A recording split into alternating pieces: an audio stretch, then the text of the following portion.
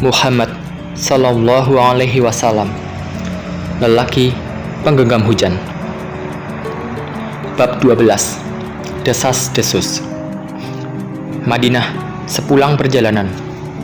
Apakah yang tengah terjadi sehingga wajahmu tampak sulit diselami, wahai lelaki yang senantiasa berprasangka baik? Bagaimana keadaan kalian? Aisyah menatapmu yang berdiri di depan pintu biliknya. Engkau tidak menatap istrimu itu tepat pada matanya. Engkau bertanya kepada perempuan yang merawat diri Aisyah sejak pulang ke Madinah dan jatuh sakit.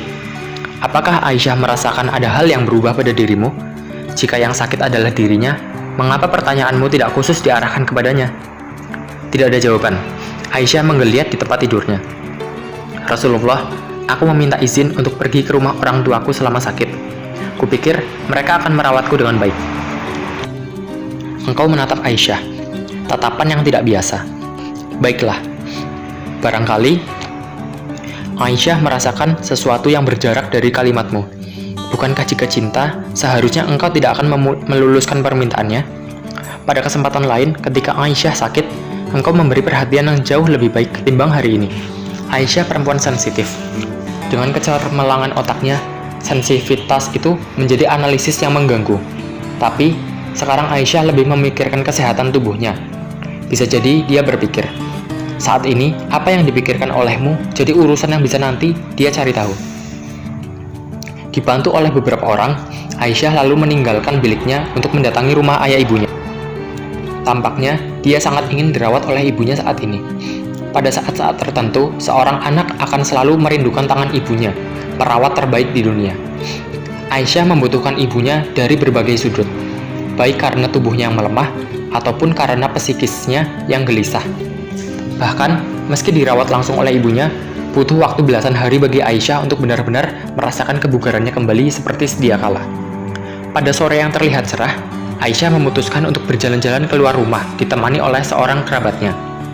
Dia ingin mengetes sejauh apa kok kesehatannya pulih, sekaligus melihat-lihat kondisi di luar rumah. Sebuah sore menyenangkan yang berpuncak pada tangis pilu Aisyah sepulang dia ke rumah. Tuhan memaafkanmu, Aisyah berkata dengan nada tegas kepada Ummu Ruman yang menyambut kedatangannya.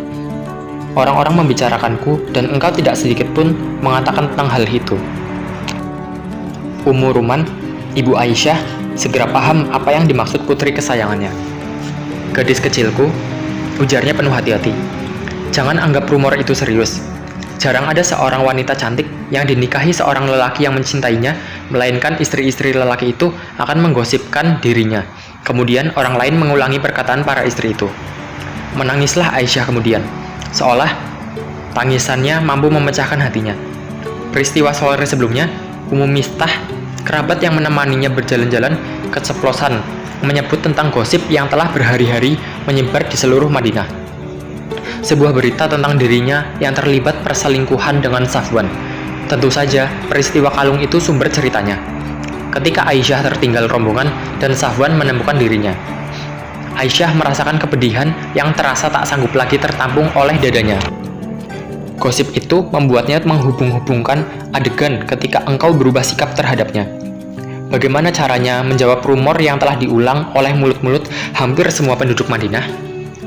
Ini orang kesekian yang engkau temui, lalu engkau tanyai mengenai Aisyah. Barirah, pembantu Aisyah, mendapat gilirannya. Sekarang engkau menghadapi Barirah dan mengharap sebuah jawaban yang menenangkan batinmu. Pernahkah engkau melihat sesuatu yang membuatmu curiga kepada Aisyah, wahai Barirah? Barirah menegapkan wajahnya penuh keyakinan.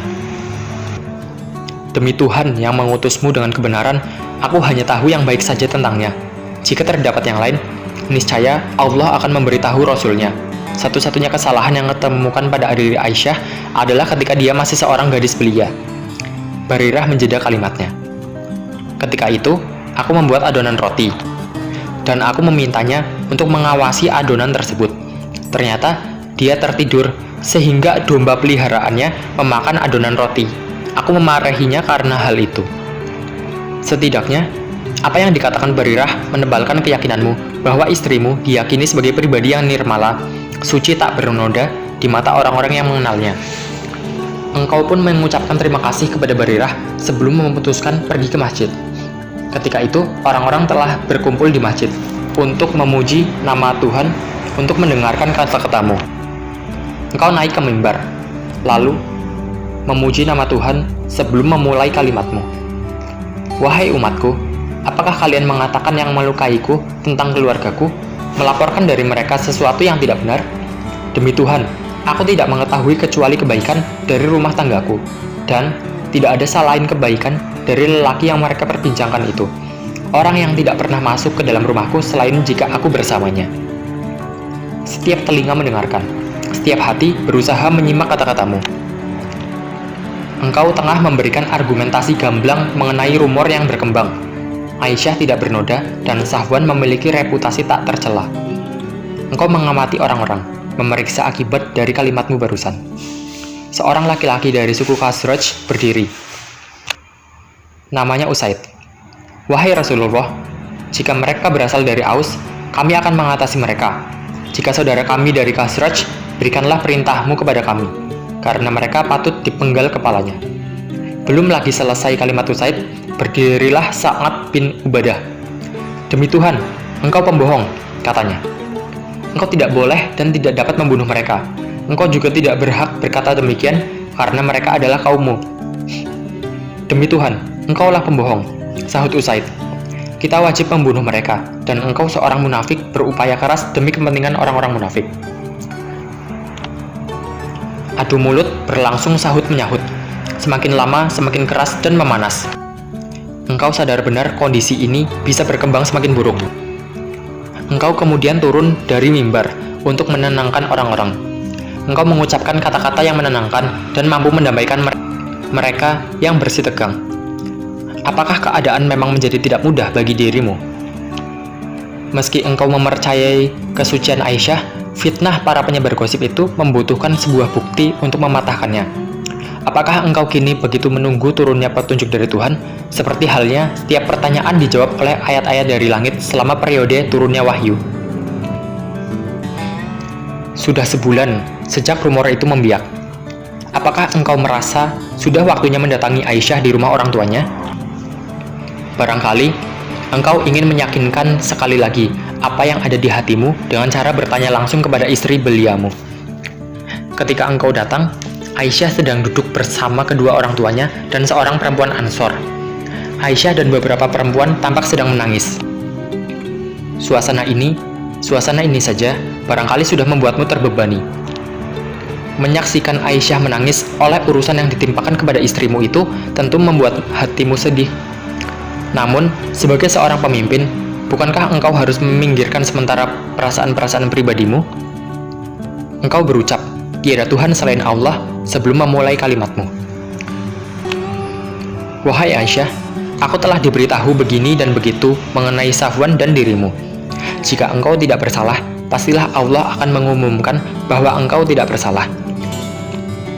Dan, jika engkau telah melakukan hal yang buruk, mintalah maaf dan pengampunan kepada Allah. Karena sesungguhnya jika seorang hamba mengakui kesalahannya dan bertobat, Allah akan mengampuninya.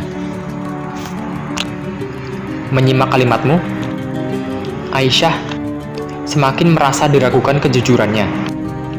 Dia menoleh kepada Abu Bakar, ayahnya, sembari berlinangan air mata. Jawablah pertanyaan Rasulullah untukku, wahai ayah. Abu Bakar yang sejak tadi tak bersuara berujar, Aku tidak tahu apa yang harus kukatakan, Aisyah. Dengan nelangsa, Aisyah lalu memohon kepada ibunya untuk melakukan hal yang sama. Sang ibu memberi jawaban serupa dengan apa yang dikatakan ayahnya. Aisyah semakin merasa posisinya sungguh tertekan. Kini, bahkan kedua orang tuanya enggan memberi sebuah pembelaan.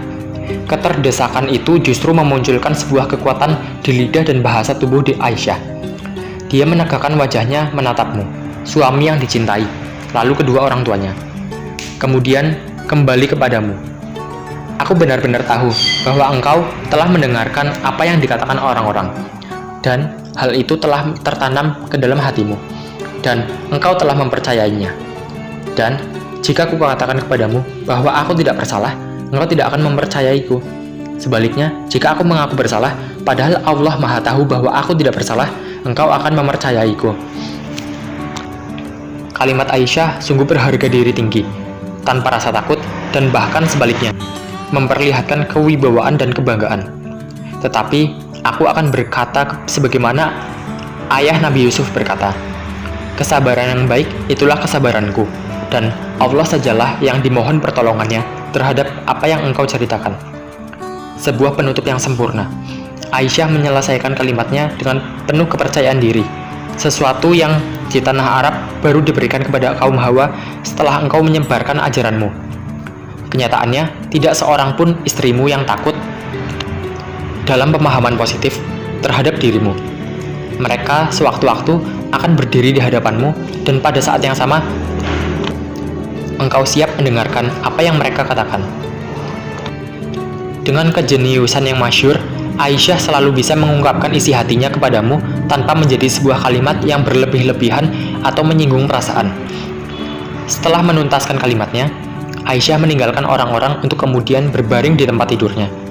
Tetap saja, meski secara mandiri Aisyah sanggup membela dirinya sendiri, dia berharap agar Tuhan memberi bisikan kepadamu, mengklarifikasi fitnah yang menimpa dirinya. Barangkali, jika urusannya ini dianggap ringan untuk menjadi penyebab turunnya ayat Tuhan, Aisyah berharap setidaknya Tuhan memberikan gambaran lewat sebuah mimpi dalam tidurmu, sebuah gambaran yang membersihkan dirinya dari tuduhan itu. Ketika Aisyah masuk ke tempat tidurnya, engkau masih duduk di ruang tamu bersama Abu Bakar dan beberapa orang lainnya. Apa yang terjadi terhadap dirimu, wahai lelaki yang senantiasa mengkhawatirkan umat? Engkau tampak mengalami sesuatu yang terlihat menyusahkan. Keringat bercucuran, padahal hari cenderung dingin. Apa pula yang ada dalam pikiran orang-orang di ruangan itu? Apakah mereka membatin kalimat-kalimat ilahi tengah meresapi jiwamu?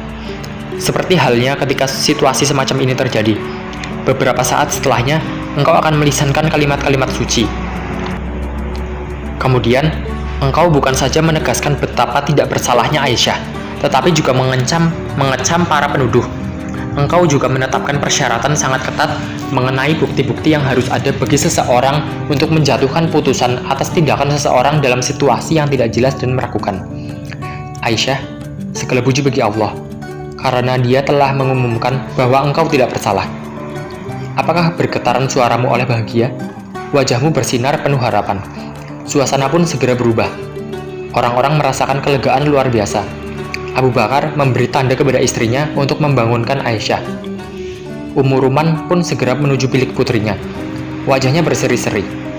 "Bangunlah dan temuilah Rasulullah," ujarnya penuh sukacita. Aisyah tidak memperlihatkan reaksi yang berlebihan.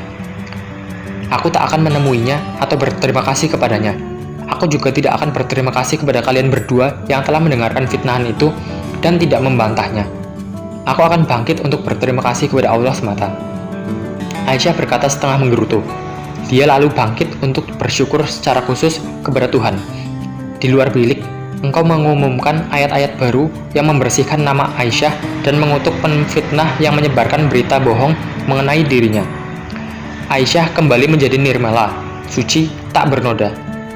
Satu masalah terlampaui, tetapi Aisyah sadar ada hal lain yang akan sangat mengganggunya. Sesuatu yang akan datang langsung ke muka pintu rumahnya.